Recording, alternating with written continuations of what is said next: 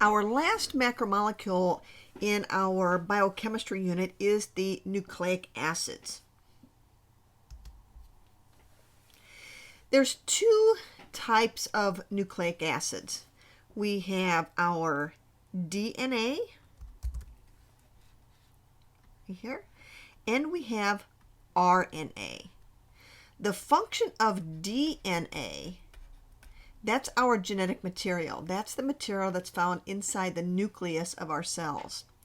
Its main purpose is to store information, and that information gets stored in our genes, and these genes then are the blueprint for building proteins.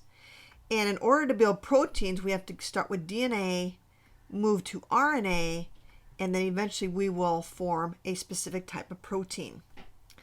RNA, its main function is to transfer information. It is the blueprint for new cells, and it's a blueprint for the next generation, especially when we're talking about cell division, like you see over here.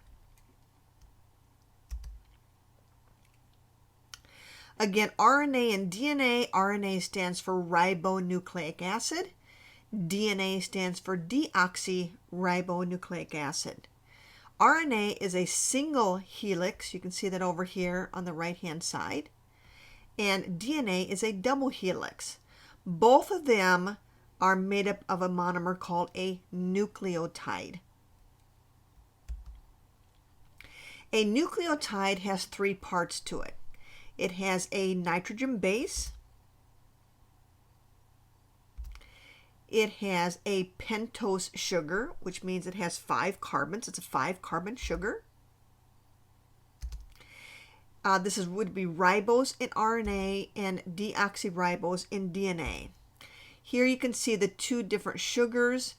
The only difference here, if you take a look down at the bottom, there is a hydrogen here on the number 2 carbon. There is an OH here on the number 2 carbon. So deoxyribose has a hydrogen, ribose has a hydroxyl group, an OH group. And then the third part to our nucleotide is a phosphate group, a PO4 group.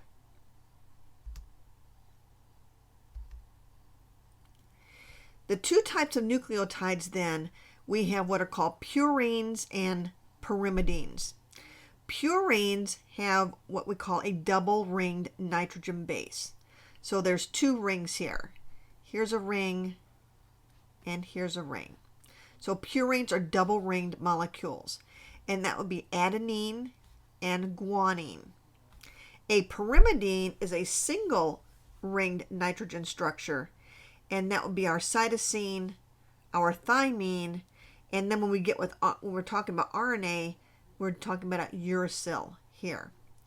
A real easy way to remember the difference between these and which category they fall into, if we don't count RNA for right now, if we keep that out of the equation, pyrimidines, if you notice this letter Y here, cytosine and thymine also have the letter Y.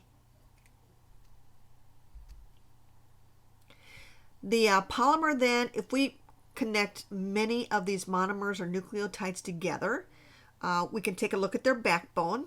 Here we have a polymer of a nucleic acid. The backbone is made up of the phosphate and sugar group. The little circles here would be our phosphate.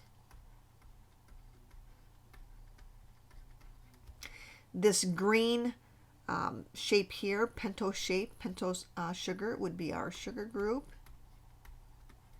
And then this would be one of the nitrogen bases. But the backbone is a phosphate sugar, phosphate sugar, phosphate sugar, phosphate sugar. That's the backbone of a DNA or RNA molecule. There is a bond that we find between the phosphate and the sugar, and that is called a phosphodiester bond. It is a type of covalent bond, which means it has to share electrons. So here we have in the red little ovals where we would find a phosphodiester bond. And then the nitrogen bases hang off of that backbone. When we pair the nucleotides together then, It uses hydrogen bonds, and we'll talk more about this when we actually get to DNA. Hydrogen bonds hold the bases together, and we always put together a pyrimidine and a purine. So A's and T's will always bond with one another. C's and G's will bond with one another.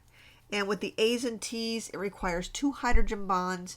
In G's and C's, it requires 3 hydrogen bonds. And then here's just a representation of the double helix of a DNA molecule.